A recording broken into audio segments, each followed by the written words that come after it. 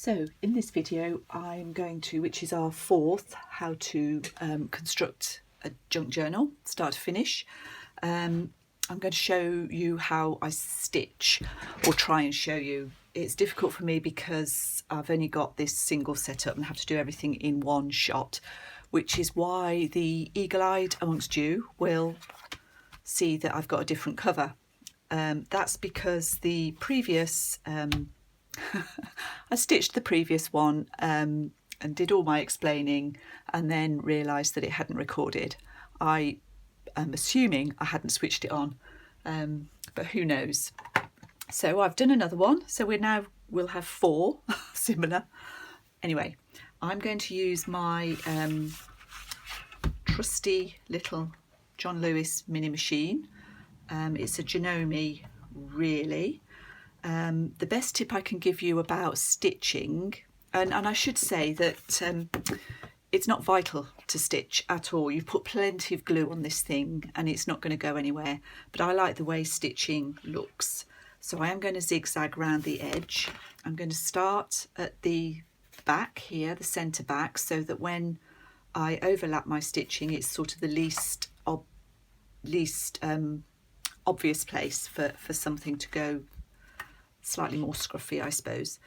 So I'm going to start here and I'm going to zigzag round the edge. I'm going to go in a little bit. I don't want it over the edge, but I want it close to the edge. This will be quite noisy. This machine is very hardy, but it is quite noisy, and we're also going through several layers. So let me make a start and then I'll show you hopefully how I get around the corner.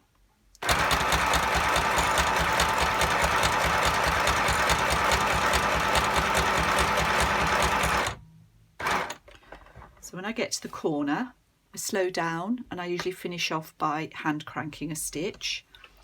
And I want my needle to be about a stitch width from this next edge that I'm going to stitch and on the inside of the zigzag, so that when I turn this round, I'm in the right position. I've got the needle this side now and it should zigzag down here. The corners of these particular journals have extra layer of fabric, so it can sometimes get stuck. So I just ease the fabric through, the book through. So let's go down this side.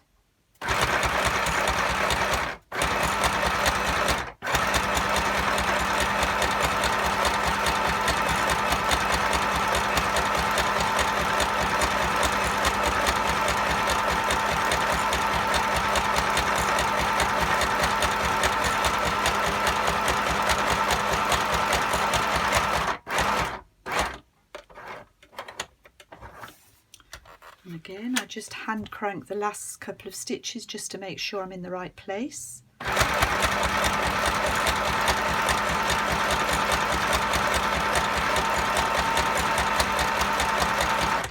When you're machining, the machine will pull the normally the fabric, but in this case the fabric and the card through. You don't need to push it through.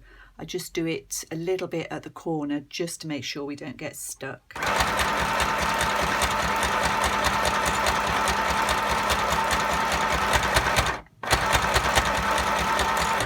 That little place is noisier because that's where I've overlapped the card when we put the cover together, so I've got an extra layer of card down that one bit of the spine.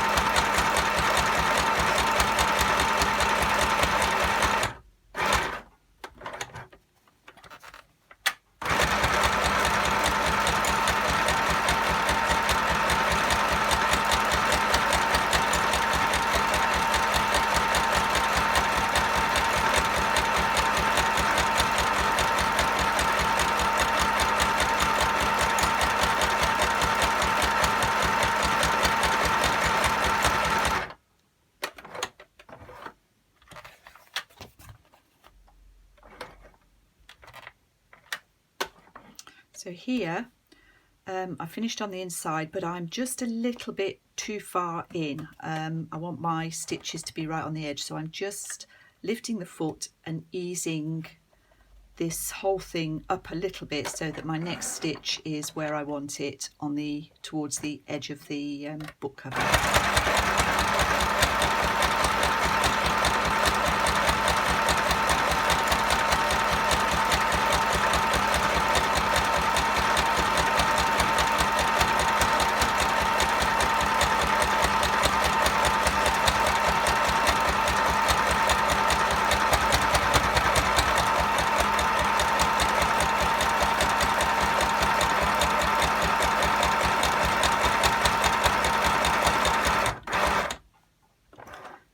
Okay, so we're at the end. I've overlapped just over an inch, about 1.5 inches of the zigzag. Get rid of the machine. And this is how the corners look. That one got very slightly stuck, so I've got a slightly longer stitch there, but I'm okay with that. I've overlapped the stitching here. If you don't like that, you could always put a handmade label or something there. That's what it looks like on the inside. And now I'm just going to reinforce those creases just a little bit. It doesn't have to be too aggressive at this stage. And then I'm going to put it under my glass mat with the others to dry completely. It's still not quite dry. And we'll come back with part 5 and I'll show you how I start putting the signatures together that will go in these journals. Now I've got 4 to do, which is quite a lot. This happens to me a lot. I get a lot of covers done and then have to finish off. I have a lot to finish off, which takes quite a while. So thank you for joining me, and I'll see you all soon. Bye bye.